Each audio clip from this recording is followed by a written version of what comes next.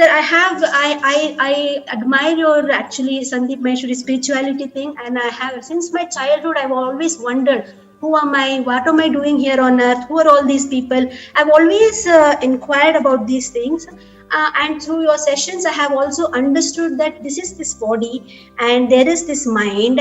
But after that I don't know how to move forward. I have heard you say that what sees through me is the same thing that sees through you. So how do we know that what consciousness through me is the same as consciousness through you? How can we understand that?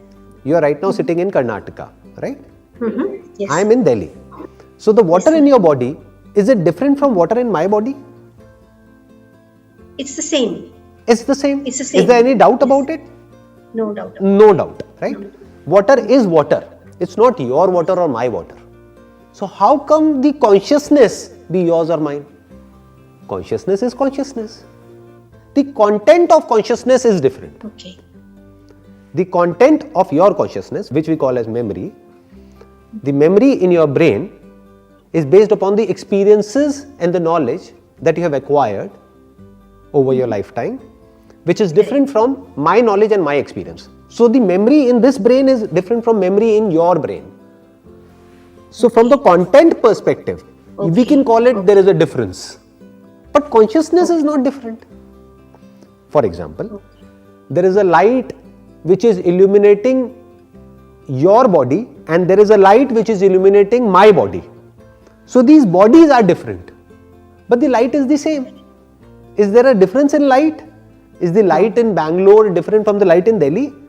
The source is the same, which is electricity, and electricity is electricity. It's not Bangalore electricity or Delhi electricity.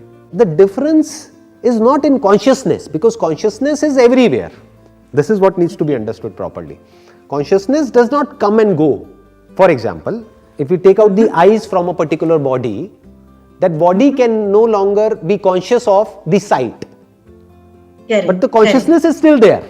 Because if we put back the eyes again from some other person in that body, because now the science has evolved up to such an extent that we can do all these things. We can play with all these things, right? We can take out the eyes and we can put back the eyes.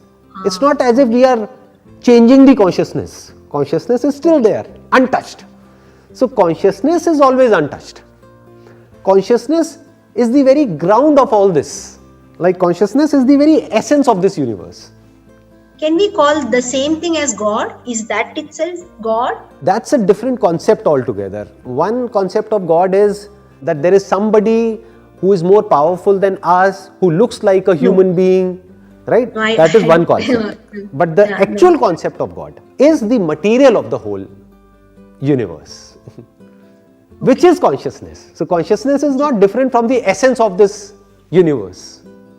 You're getting where I'm coming from. So our mind always thinks in duality. We think that these materials are different and consciousness is something else. It is not something else.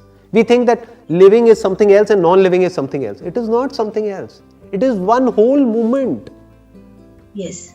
Okay. Without this universe, where is consciousness? And without consciousness, where is this universe? Without non-living elements in your body, where is the living? Without living, can we talk about non-living? So it is all interconnected and interdependent. One block. This is one block. It is not two separate things. At the level of our mind, we create this division between the two. Between living and non-living. Between God and somebody who is not God. You are God. Everybody is God. Who is not God? What is God? For example, from a river's point of view, without water there is no river. There is no bubble. There is no wave. Right? So we can call the God of that river is water. So you are made of that water. But we are calling ourselves as a bubble. This is enlightenment. We think that enlightenment is basically some mystical experience. We will sit somewhere under a tree for some days or some hours or whatever, and we'll get an experience and then we'll become enlightened. It's not that. Enlightenment means just to see things as it is. But Gautama Buddha experienced something, I don't know what it is, but maybe because people have seen them, they go into that ecstatic moment and they are in that for hours together, days together.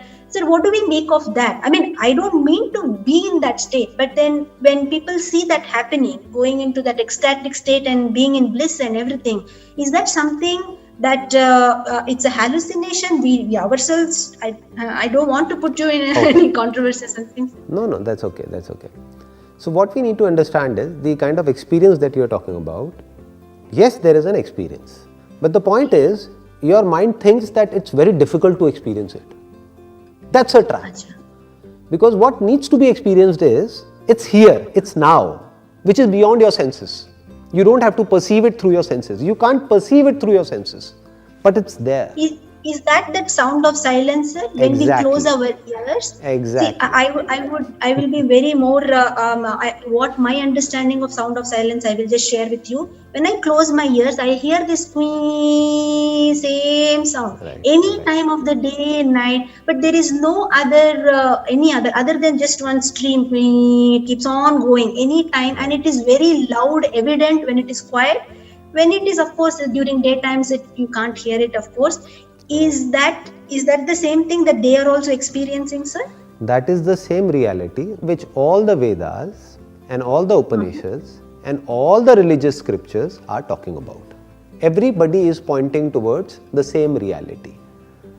So whatever the definition of God is that is there in your mind, that you have read it from somewhere, don't ask somebody to explain it to you. Just read it somewhere in any book and now relate it to the sound of silence. You will get all the answers.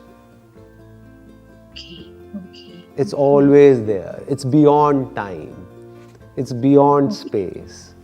Always there. These bodies will come and go, but it's always there. It was there before the creation of this planet. It will always be there. That is the supreme reality. There is no experience there for that matter. Whatever we call as experience, it's basically through the senses. That's what you call as experience. And when we give a name or we put a label onto that experience, we call that as knowledge. So it's beyond experience, it's beyond knowledge. Because it's not through your senses, it's not in your memory. The sound of silence is not coming through your memory. It's there, it's the reality. It's more real than whatever you are perceiving through your senses. Because whatever you are perceiving through your senses can be questioned. But the sound of silence can't be questioned. Because we are not perceiving it through the senses.